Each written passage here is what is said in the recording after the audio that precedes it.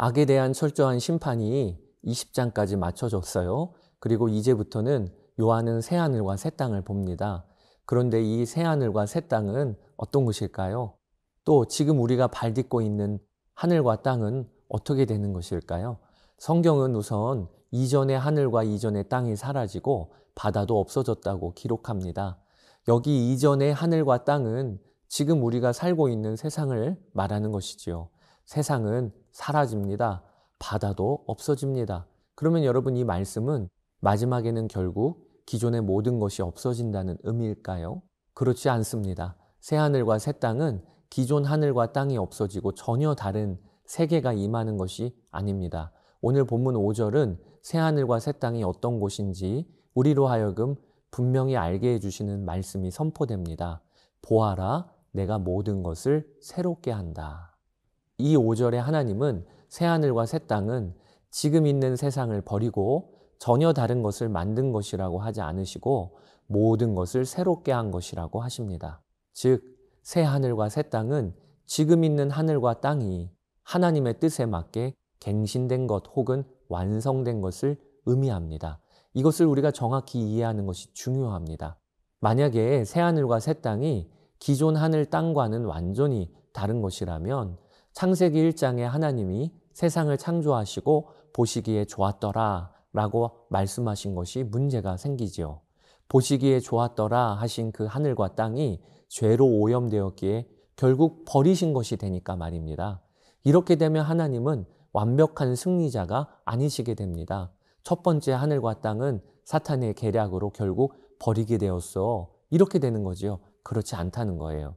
하나님은 처음 만드신 하늘과 땅을 버리신 것이 아니라 끝까지 되찾으신 것입니다. 처음 만드신 그 아름다움 그대로, 아니 이제는 타락할 가능성도 없는 더욱 완전한 모습으로 하늘과 땅이 완성된 것, 갱신된 것입니다.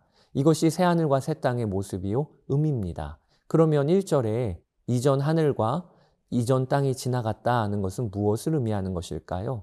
그것은 죄로 오염된 하늘과 땅은 더 이상 존재하지 않는다는 말입니다. 그리고 바다가 없어졌다는 것은 어떤 의미일까요? 성경의 바다는 무질서와 혼돈을 보여주는 상징으로 자주 등장을 해요. 즉, 요한계시록 21장 1절에 바다가 없어졌다는 것은 혼돈과 무질서가 이 땅에서 사라졌음을 말하고 있는 것입니다. 새하늘과 새 땅은 기존의 하늘 땅과 불연속성이 있습니다. 질적으로 다른 세상이 된 거지요. 피조물이 불완전함에서 완전함을 덧입었습니다. 그러나 동시에 새하늘과 새 땅은 기존의 하늘 땅과 연속성 가운데 있습니다. 우리가 보는 지금 아름다운 세상은 사라지는 것이 아니라 더 완벽하게 될 것입니다. 저는 새하늘과 새 땅을 생각하면 흥분이 됩니다. 새하늘과 새 땅이 임하면 푸른 들판 어디라도 마음껏 눕고 사람을 해치지 않는 따사로운 햇살을 마음껏 받아보고 여기저기 핀 꽃을 하나하나 살펴보며 그 속에 담긴 하나님의 지혜를 이해하고 찬양하는 꿈을 꿉니다. 모든 동식물 안에 담긴 하나님의 끝없는 지혜에 감탄하는 상상을 해봅니다. 그러면 여러분, 이 새하늘과 새 땅에는 과연 누가 살게 될까요? 당연히 구원받은 성도들입니다. 오늘 본문에는 새하늘과 새 땅에 살게 될 구원받은 성도들, 즉 교회를 거룩한 도성 새 예루살렘이라고 표현하고 있습니다. 그 내용을 살펴봅시다. 새하늘과 새 땅이 보이고 요한의 눈에는 제일 먼저 펼쳐지는 장면이 거룩한 도성 새 예루살렘이 하늘에서 내려오는 것입니다. 그런데 하나님께로부터 내려오는 새 예루살렘의 모습이 요한의 눈에 남편을 위하여 단장한 신부와 같이 보인다고 표현이 됩니다. 예루살렘은 성전이 위치해 있던 도성인데 2절에 보면 이 예루살렘 성을 의인화하고 신랑을 위해 옷을 곱게 차려입은 신부에 비유하고 있는 것이지요. 또 9절에서 10절에 이르면 성경은 거룩한 도성 새 예루살렘을 어린 양의 신부라고 분명히 알려주십니다. 여러분, 이것은 무슨 의미일까요? 결론부터 말씀드리자면 거룩한 도성 새 예루살렘은 구원받은 성도들, 즉 교회를 의미하는 것입니다. 예루살렘 성 안에 하나님의 임재를 상징하는 성전이 있었던 것처럼 우리 성도와 교회 안에 하나님이 임재하여 계시잖아요. 그러므로 성경은 성도를 향해 너희는 하나님의 성전이라 하십니다. 고린도전서 3장 16절 너희는 너희가 하나님의 성전인 것과 하나님의 성령이 너희 안에 계시는 것을 알지 못하느냐. 이런 이해를 바탕으로 보면 하늘에서 내려오는 새 예루살렘, 어린 양의 신부인 새 예루살렘은 바로 성도요 교회라고 이해하는데 어려움이 없을 것입니다. 요한계시록 21장은 새하늘과 새 땅을 언급하며 시작했습니다. 그리고 새하늘과 새 땅에 대해 제일 먼저는 거룩한 도성 새 예루살렘이 신부처럼 단장하여 내려오는 장면을 그리고 있습니다. 새하늘과 새 땅의 아름다움은 창세기의 에덴 동산과는 비교할 바가 못될 정도로 완벽할 것입니다. 그러나 오늘 본문에는 이상할 정도로 새하늘과 새 땅의 아름다움을 표현하는 내용보다는 신랑을 위해 단장한 신부인 새 예루살렘 이야기만 21장 전체에 걸쳐 다루고 있습니다. 여러분 왜 그럴까요? 하나님의 눈에는요, 정말 교회와 성도만 보이는 거예요. 그 아름다움만 보이기 때문에 그런 것입니다. 저는 그런 생각이 듭니다. 9절부터는 새 예루살렘 성의 구체적인 모습이 그려지고 있습니다. 내용이 매우 복잡해 보이지만 우리가 새 예루살렘 성이 성도요 교회인 것을 알고 읽으면 그러면 어렵지 않은 내용들입니다. 새 예루살렘 도성은 12대문이 달려 있는데 이 대문들에는 12지파 이름이 쓰여 있습니다. 그리고 도성의 성벽에는 주춧돌 12개가 놓여 있는데 그 위에는 12사도 이름이 적혀 있습니다. 이것은 신구약의 모든 교회와 성도들을 의미하는 것을 말합니다. 성벽을 측량하니까 144규빗의 두께, 1규빗은 약 45cm인데요. 가로와 세로는 12,000스타디온에 이른다고 합니다. 이것도 다 교회와 하나님의 백성을 상징하는 수인 12와 연관이 있는 것입니다. 하나님 나라에서 완성될 교회의 모습이 얼마나 영광스럽게 그려지는지 오늘 성경은 그 모습을 각각의 보석이 만들어내는 아름다운 색으로 그리고 있는 것이지요. 여러분, 하나님의 성도, 교회는 참 영광스러운 존재입니다. 이것을 붙들고 오늘 하루를 사시기를 축복합니다. 우리는 우리 존재가 예수 그리스도 안에서 어떻게 바뀌었는지를 아는 사람들입니다. 자, 이제 요한계시록 21장을 읽어보시겠습니다. 제21장. 또 내가 새 하늘과 새 땅을 보니 처음 하늘과 처음 땅이 없어졌고 바다도 다시 있지 않더라.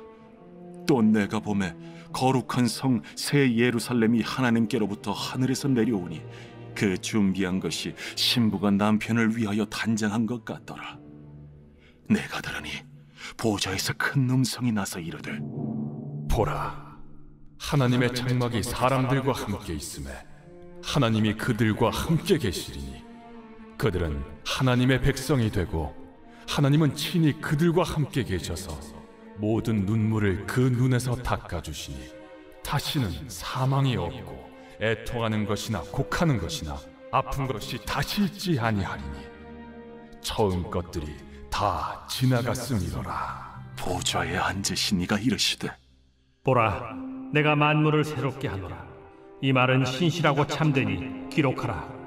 이루었도다. 나는 알파와 오메가요 처음과 마지막이라. 내가 생명수 샘물을 목마른 자에게 값없이 주리니 이기는 자는 이것들을 상속으로 받으리라. 나는 그의 하나님이 되고 그는 내 아들이 되리라. 그러나 두려워하는 자들과 믿지 아니하는 자들과 흉악한 자들과 살인자들과 음행하는 자들과 점술가들과 우상 숭배자들과 거짓말하는 모든 자들은 불과 유황으로 타는 못에 던져지리니 이것이 둘째 사망이라. 7 대접을 가지고 마지막 7 재앙을 담은 7 천사 중 하나가 나와서 내게 말하여 이르되, 이리 오라. 내가 신부 곧 어린 양의 아내를 네게 보이리라. 성령으로 나를 데리고 크고 높은 산으로 올라가 하나님께로부터 하늘에서 내려오는 거룩한 성 예루살렘을 보이니 하나님의 영광이 있어 그 성의 빛이 지극히 귀한 보석 같고 벽옥과 수정같이 막더라. 크고 높은 성곽이 있고 12문이 있는데 문에 12천사가 있고 그 문들 위에 이름을 썼으니 이스라엘 자손 12지파의 이름들이라. 동쪽의 세 문, 북쪽의 세 문, 남쪽의 세 문, 서쪽의 세 문이니 그 성의 성곽에는 12기초석이 있고 그 위에는 어린 양의 12사도의 12이름이 있더라. 내게 말하는 자가 그 성과 그 문들과 성곽을 측량하려고 금 갈대자를 가졌더라. 그 성은 네모가 반듯하여 길이와 너비가 같은지라. 그 갈대자로 그 성을 측량하니 12,000스타디온이요 길이와 너비와 높이가 같더라. 그 성곽을 측량하며 144규빗이니 사람의 측량 곧 천사의 측량이라. 그 성곽은 벽옥으로 쌓였고 그 성은 정금인데 맑은 유리 같더라. 그 성의 성곽의 기초석은 각색 보석으로 꾸몄는데 첫째 기초석은 벽옥이요 둘째는 남보석이요 셋째는 옥수요 넷째는 녹보석이요 다섯째는 홍만호요 여섯째는 홍보석이요 일곱째는 황옥이요 여덟째는 노곡이요 아홉째는 담항옥이요 열째는 비취옥이요 열한째는 청옥이요 12째는 자수정이라. 그 12문은 12진주니 각 문마다 한 개의 진주로 되어 있고 성의 길은 맑은 유리 같은 정금이더라. 성 안에서 내가 성전을 보지 못하였으니 이는 주 하나님 곧 전능하신 이와 및 어린 양이 그 성전이심이라. 그 성은 해나 달의 비침이 쓸데없으니 이는 하나님의 영광이 비치고 어린 양이 그 등불이 되심이라. 만국이 그 빛 가운데로 다니고 땅의 왕들이 자기 영광을 가지고 그리로 들어가리라. 낮에 성문들을 도무지 닫지 아니하리니 거기에는 밤이 없음이라.